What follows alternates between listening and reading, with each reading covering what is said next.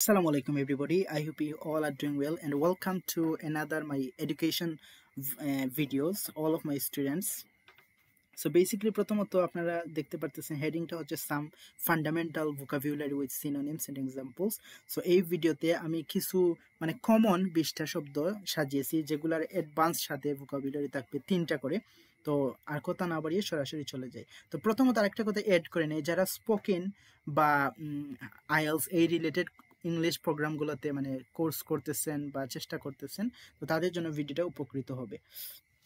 So প্রথমত happy আমরা সচরাচর খুবই ব্যবহার করি আমাদের দৈনন্দিন ইংলিশে। এটার পরিবর্তে আমরা চাইলে গ্লাড, জয়ফুল, প্লিজড ব্যবহার করতে পারি। এক্সাম্পল সেন্টেন্স হিসেবে আছে I am happy to meet you, and যেটার পরিবর্তে আমরা ব্যবহার করতে পারি I am glad to meet you. তো পরবর্তীতে আপনারা দেখতে পাচ্ছেন স্যাড 2 নম্বরে আছে। স্যাডের পরিবর্তে আমরা আনহ্যাপি, আপসেট অ্যান্ড ডাউন ব্যবহার করতে পারি। অ্যান্ড তারপরে হচ্ছে বিগের পরিবর্তে লার্জ, হিউজ, ইনারমাস। তবে আমরা যদি লার্জ হিউজটা একটু ইগনোর করে ইনারমাসটা একটু ইউজ করতে পারি, সেটা একটু অ্যাডভান্সড বেশি শোনায় আর কি। তারপর হচ্ছে 4 নম্বরে স্মলে আপনারা দেখতে পাচ্ছেন little, which is very familiar to us, but আমরা টাইনি, কম্প্যাক্ট ব্যবহার করতে পারি।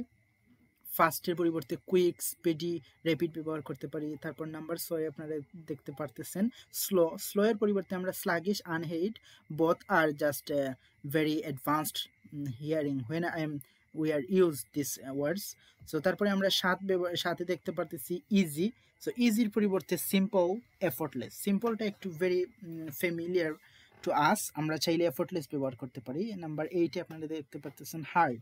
তো হার্ডের পরিবর্তে আমরা যেটা করব, আসলে ডিফিকাল্টটা একটু ইগনোর করে টাফ অথবা চ্যালেঞ্জিং ব্যবহার করতে পারি। নাম্বার 9 আমরা নাইসের পরিবর্তে কাইন্ড, প্লেসেন্ট, ফ্রেন্ডলি 3টা শব্দ ব্যবহার করতে পারি। তারপর 10 নম্বরে যেটা দেখতে পাচ্ছেন bad.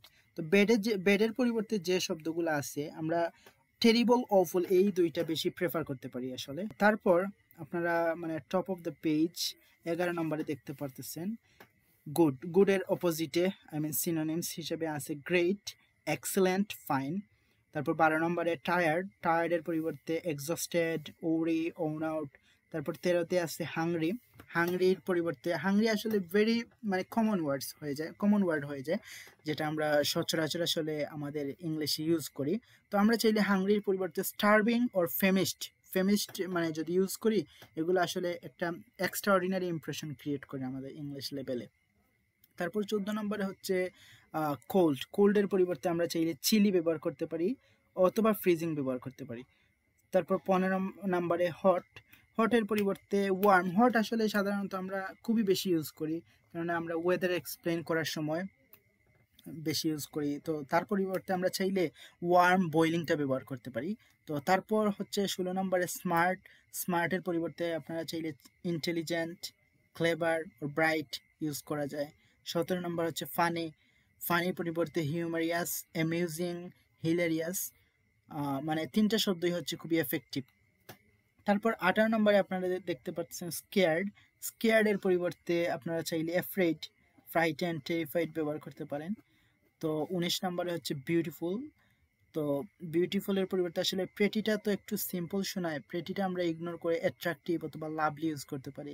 Like the garden is beautiful and we wanna just modify this sentence like this: the garden is lovely. So last but not least is angry. So angry এর পরিবর্তে আমরা অবশ্যই mad ব্যবহার করব, or upset or furious as you can prefer.